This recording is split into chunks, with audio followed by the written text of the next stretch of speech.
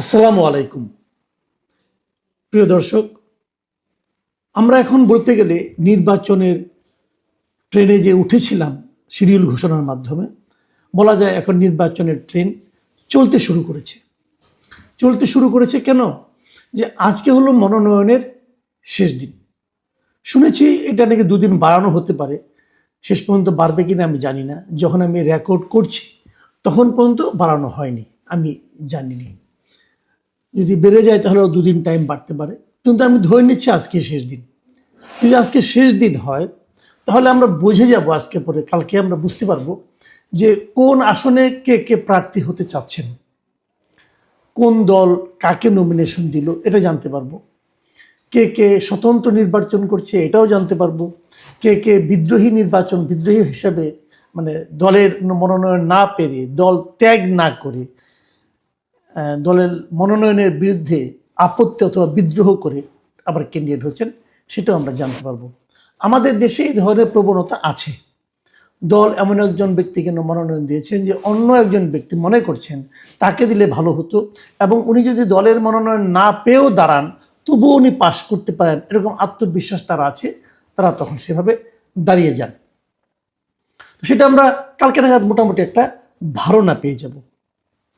কিন্তু এখন পর্যন্ত যতটুকু নমুনা আমরা দেখছি, তারপরে আবার আছে, এই মনোনয়নপত্র প্রত্যাহারের সময় আছে একটা, সেই প্রত্যাহারের সময়ের পর আমরা তো চূড়ান্ত জানবো, এবং তারপর থেকে তো প্রতীক বরাদ্দ হয়ে যাবে, তারপর সবাই প্রচারণায় নেমে যাবে। তো আমি সেভাবে বলি যে নির্বাচনের ট্রেনটা এখন চলতে শুরু করেছে। নির্বাচন হতে যাচ্ছে আগামী বছরের ফেব্রুয়ারি 12 তারিখে। সেই হিসাবে খুব যে বেশি দিন আছে তা বলা যাবে না, 1.5 মাসের মতো টাইম এখন আছে আমাদের সামনে। পুরো জানুয়ারি মাস আর ওই মাসে 10 দিন ধরেন প্রচারণা, 12 দিন। এখন পর্যন্ত আমরা কী চেহারা দেখলাম, আমি কতগুলি বিষয় নিয়ে একটু কথা বলি। কিছু কিছু নাটক দেখলাম আমরা। আমি প্রথমেই যেটা বলবো যে একটা প্রসঙ্গ, যে জিএম কাদের, জাতীয় পার্টি যিনি চেয়ারম্যান, জিএম কাদের একটা অভিযোগ করেছেন যে নির্বাচন কমিশন নাকি তাদের সঙ্গে বিমাতা সুলভ আচরণ করছেন। অন্য অন্য দলগুলো যে সমস্ত সুযোগ সুবিধা পাচ্ছে, নির্বাচন কমিশনের কাছ থেকে সহযোগিতা পাচ্ছে, তা নাকি ওনার দল পাচ্ছে না, এবং উনি এক্ষেত্রে কিছু সুনির্দিষ্ট পয়েন্ট উল্লেখ করেছেন। আমি মনে করি নির্বাচন কমিশনের জন্য এটা একটা গুরুতর অভিযোগ তাদের ব্যাপারে। তাদের এটা বুঝতে হবে, জাতীয় পার্টি একটা বৈধ রাজনৈতিক দল। তাদের কোন কর্মকাণ্ড কি আছে না আছে, আওয়ামী লীগের সঙ্গে তাদের সম্পর্ক কি ছিল না ছিল, এগুলোকে সরকার বিবেচনায় নিয়ে আনুষ্ঠানিক কোনো তাদের ব্যাপারে সিদ্ধান্ত দেয়নি। যেহেতু দেয়নি, অতএব অন্য 10টা দল যতটুকু সুযোগ সুবিধা পাওয়ার কথা, জাতীয় পার্টিরও তার সমান সুযোগ পাওয়ার কথা। যদি জাতীয় পার্টির অভিযোগ ঠিক হয় তাহলে আমি এই নির্বাচন কমিশনকে একটি পক্ষপাত দুষ্ট নির্বাচন কমিশন বলবো। নির্বাচন কমিশনে যারা এখানে আছেন তারা সবাই অবশ্য অবসরপ্রাপ্ত ব্যক্তি, বিভিন্ন জায়গায় ছিলেন, তাদের প্রতি অতটা শ্রদ্ধা আমি মাঝে মাঝে রাখতে পারি না, কিন্তু তারপরেও আমি বলবো আপনারা তো আইন কানুনটা বুঝেন, আইন মেনে চলেন। আপনি পারেন না যে জাতীয় পার্টির একজন লোককে আপনি ব্যক্তিগতভাবে পছন্দ করেন কি করেন না, অথবা কোনো একটা পাবলিক পারসেপশন আছে বলে আপনি মনে করছেন, অতএব তাদের সঙ্গে আপনি একটু মন্দ আচরণ করবেন, একটু বিমাতা সুলভ আচরণ করবেন। এটা আপনার শপথের মধ্যে পড়ে না। এটা যদি আপনি করেন তাহলে আপনি শপথ ভঙ্গ করছেন। এই জিনিসটা মাথায় রাখার চেষ্টা করবেন। দেখবেন একটা কথা আমি বলি, আগেও বলেছি, যে এই দিন শেষ দিন নয়, আগামীতে আরও দিন আসবে। আপনার এই পদ চিরস্থায়ী পদ নয়, একসময় আপনাকে এই পদ থেকে চলে যেতে হবে। একবার চিন্তা করেন, আপনি যদি বদনাম নিয়ে এখান থেকে যান তাহলে আগামীতে লোকে আপনাকে কিভাবে আপনার নাম উচ্চারণ করবে, আপনার সন্তান, আপনার পরিবার পরিজনের সামনে আপনাকে কিভাবে লোকে সম্বোধন করবে, একবার মাথায় রাখুন। আমি এটা আগের নির্বাচন কমিশনারদেরকে বলেছিলাম অনেকবার, আমার সঙ্গে পার্সোনালি দেখা হওয়ার পর বলেছিলাম, তারা হেসেছিলেন, কিন্তু এখন নিশ্চয়ই তারা উপলব্ধি করতে পারছেন। ভয়ঙ্কর অবস্থা হয়ে যায় ভাই। দায়িত্ব নিলে দায়িত্ব হিসেবে নিতে হয়, ওটা দায়িত্বই, এটা মনে রাখবেন। আর আপনারা খুবই সেন্সিটিভ একটা জায়গায় আছেন। যাই হোক, সেই আলোচনা আরেকটু পরে আমি আপনাদের সম্পর্কে আরেকটু বলবো। তবে জাতীয় পার্টির কাছ থেকে এই ধরনের অভিযোগ শুনতে আমার আসলে ভালো লাগেনি।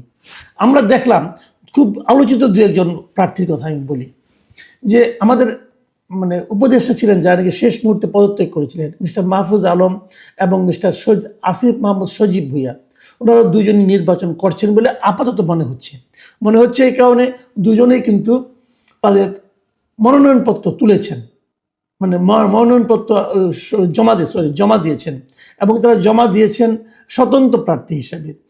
আসিফ মাহমুদ জমা দিয়েছেন ঢাকা 10 আসনে এবং মাহফুজ আলম জমা দিয়েছেন লক্ষ্মীপুর 1 আসনে।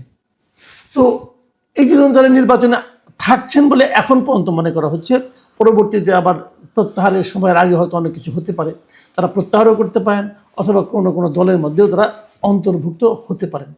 আমরা দেখলাম আরেকজন আলোচিত হিরো আলম, উনি বগুড়া 4 আসন থেকে নির্বাচন করছেন, এবং ওনার নামটা উল্লেখ করলাম দুটো কারণে। মানে এই ভদ্রলোক এর আগেও একাধিক নির্বাচনে অংশ নিয়েছেন এবং অনেক সময় আলোচনায় এসেছেন, জাতীয় পর্যায়ে এসেছেন, আন্তর্জাতিক পর্যায়ে এসেছেন।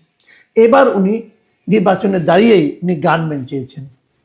এই চাওয়াটা কিন্তু অন্যায় নিয়মের মধ্যেই পড়ে, কারণ গভর্নমেন্টই বলেছে প্রার্থীরা চাইলে গানম্যান পাবেন, তো সেখানে তারাও গানম্যান পাবেন হয়তো, বা আমি জানি না কী হবে আলটিমেটলি।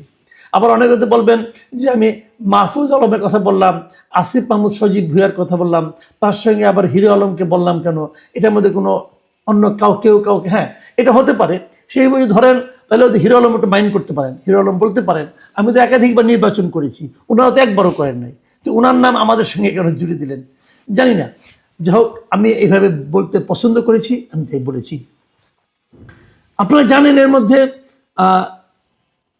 এনসিপির যে ভূমিকাটা, এনসিপি হঠাৎ করে যে জামাতের সঙ্গে বলবো না আমি, জামাতের যে জোট আছে সেই জোটে যে তারা ঢুকে পড়েছেন 30টা আসন পাবেন বলে এরকম শুনেছি। তাতে এনসিপিরই অনেক সিনিয়র লিডার তারা এখানে ওদের সঙ্গে মনোমালিন্য হয়েছে, তারা মন খারাপ করেছেন, কেউ বিরোধিতা করেছেন, কেউ দল ছেড়েছেন। এদের মধ্যে একজন যিনি দল ছাড়ার পরও নির্বাচন করবেন বলে ঘোষণা দিয়েছেন, তিনি হচ্ছেন ডক্টর তাসনিম জারা।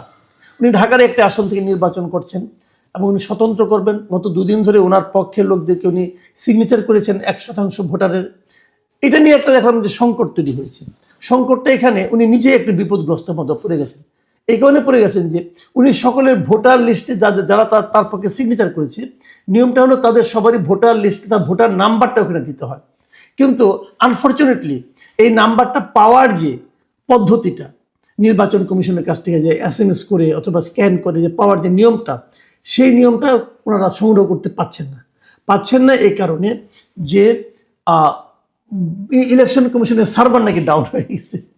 তো এখন কোশ্চেনটা হলো, আমি নিজে ব্যক্তিগতভাবে বহুবার বলেছি এই 1% নিয়মটা হলো একটা ভয়ঙ্কর পচা নিয়ম। এটা মানে কোনো সভ্য দেশে এরকম নিয়ম থাকতে পারে না। এই নিয়মটা করেছিলেন শেখ হাসিনা সরকার। শেখ হাসিনা সরকারও করেন নাই, শেখ হাসিনা সরকারের আসার আগে এই নিয়মটা হয়েছিল। তো এই নিয়মটা যখন হয়েছিল 2008-এর নির্বাচনে সম্ভবত এই নিয়মটা হয়েছিল। এই নিয়মটা তারা যে অজুহাতে বলেছিলেন যে যদি এরকম 1% অপশন না রাখেন তাহলে নাকি নির্বাচন কমিশনের নির্বাচনের সময় যে ব্যালট পেপারটা হয় এটা নাকি অনেক বড় হয়ে যায়। এই জন্য এত খোঁড়া যুক্তি আর হতে পারে না। যাই হোক, এখন সমস্যা যেটা হয়েছে, একটা এলাকায় যদি 3 লাখ ভোট থাকে, সেখান থেকে আপনি 3000 ভোটারের সিগনেচার করতে হয়। 3000 ভোটার সিগনেচার করে বলবে যে অমুক ব্যক্তিকে নির্বাচনে অংশ নেওয়ার জন্য আমি প্রস্তাব করছি অথবা অনুরোধ করছি। এই যে কথাটা বলছেন তার পক্ষে, এতে কি ওই ভোটারের গোপনীয়তা ক্ষুণ্ণ হলো না? ভাবুন একবার, ক্ষুণ্ণ তো হলো। আবার যদি আপনি একটা নাম না জানা একটা অনেক সময় এমন পলিটিক্যাল পার্টি তো আমাদের আছে, সুপ্রিম পার্টি একটা পার্টি আছে না, এই সমস্ত আবল তাবল অনেক পার্টি আছে, কিন্তু এই সমস্ত পার্টি যদি আপনি নমিনেশন নেন, আপনি যদি 0.1% ভোটও পান তাও আপনার কোনো সমস্যা নাই। এটা তো একটা ডিসপ্যারিটি, একটা অনিয়ম, একটা অসাম্য, বৈষম্য। আপনি বৈষম্য কেন করছেন? তো এই জিনিসটা আমি মনে করি নির্বাচন কমিশন খুবই খারাপ কাজ করেছে। সেই খারাপ কাজের শিকার হচ্ছে এখন তাসনিম জারার মতো অনেক ভ্যালিড ক্যান্ডিডেট, যারা নাকি প্রার্থী হিসাবে আমার বিবেচনা খুব ভালো হতে পারে, তারা কিন্তু এই ঝামেলায় পড়ে যাচ্ছেন। তারা 1% ভোটারের যদিও স্বাক্ষর সংগ্রহ হয়ে যাচ্ছে, তারপরে আবার ভোটার তালিকা যাদের সিরিয়াল নাম্বারটা কত সেটা ওনারা এখানে ঢুকাতে পারছেন না এই সার্ভারের কারণে।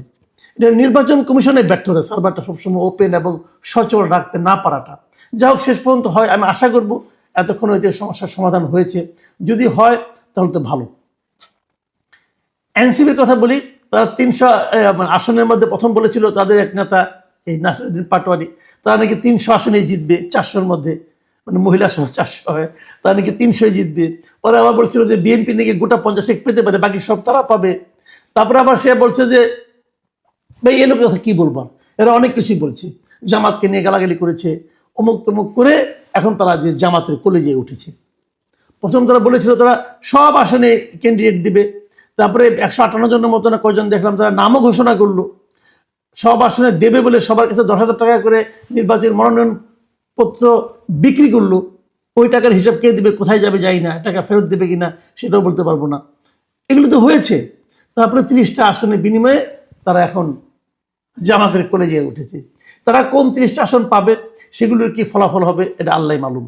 তাদের এই যে ডিগবাজি মারা অথবা এই যে নির্বাচনী কৌশল, এই কৌশল জনগণকে মোহিত করবে কিনা আমি জানি না, তবে আমি এদের নিয়ে খুব একটা আশাবাদী নই। আরেকটা কথা বলি, এটা হলো আরেকটা গুরুত্বপূর্ণ কথা, সেটা হলো যে কিছু দল দেখলাম দলটাকে বিলুপ্ত করে দিয়েছে একমাত্র ধানের শীষ পাওয়ার জন্য। তো তাদের কি হবে? নিজের এলাকায় গেছে, দল থেকে বেরিয়ে গেছে, দল পদত্যাগ করেছে, দল থেকে দলটাকে বিলুপ্ত করে দিছে, সব কিছু করে তারা ধানের শীষে মার্কা নিয়ে নির্বাচন করতে চাচ্ছেন। কেউ করছেন, আবার কাউকে কাউকে দেখছি দলটা বিলুপ্ত করেন নাই, উনি নিজে হয়তো দলের সভাপতি, উনি নিজেই দলে বিএনপিতে এসেছেন, আবার মূল দলটাকে তার স্ত্রীর হাতে দিয়ে এসেছেন যে তুমি চালাও। এই এক আজব এক নকশা আর কি। যাই হোক, এই নকশার শেষ কথা আমি বলতে পারবো না।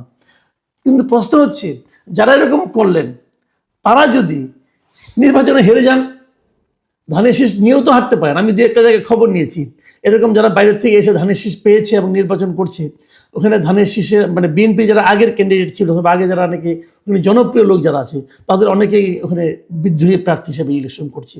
এবং তারা যদি জিতে যায় এবং এই ধানের শীষ পাওয়ার পরেও যদি হেরে যায়, কি হবে তার? ঘরও যাবে, ঘাটও যাবে, সব যাবে। তো জানি না তাদের লজ্জা শরম থাকবে কিনা, তখন আবার নির্লজ্জের মতো আবার নিজে দলে ফিরে আসতে চাইবেন কিনা আমি বলতে পারবো না।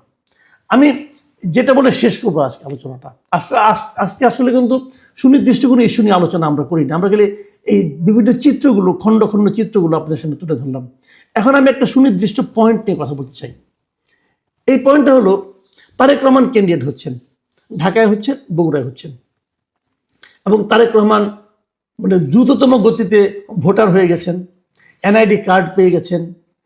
মানে শিডিউল ঘোষণা, অনেকে প্রশ্ন করেছেন যে শিডিউল ঘোষণার পরও ভোটার হওয়ার এই নিয়মটা আসলে আছে কিনা, অথবা আগের কোনো উদাহরণ আছে কিনা, এই প্রশ্নগুলো কিন্তু সোশ্যাল মিডিয়ায় আমি দেখছি।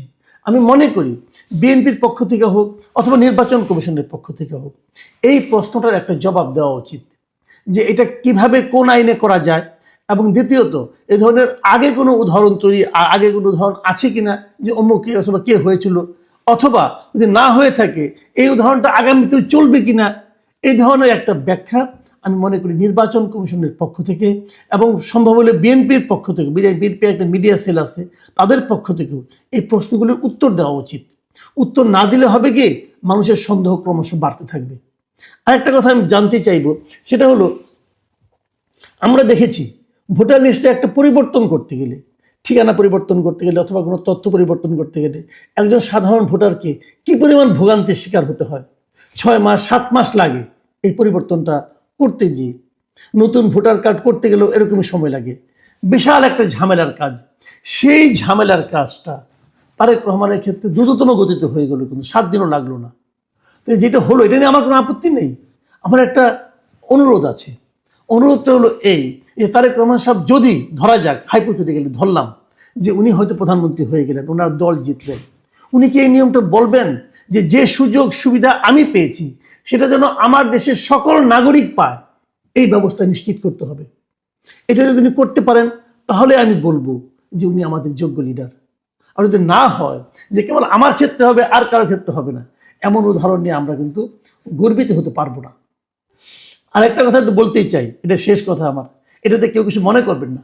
সেটা হলো বেগম খালেদা জিয়া 3টা আসনে দাঁড়াচ্ছেন এবং এই জন্য ওনার টিপসই নেওয়া হয়েছে।